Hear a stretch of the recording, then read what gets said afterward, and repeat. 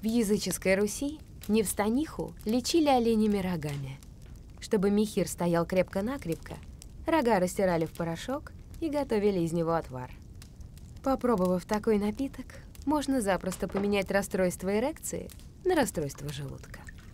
Считалось также, что оленьи рога, просто висящие в доме на стене, тоже ограждают хозяина от импотенции.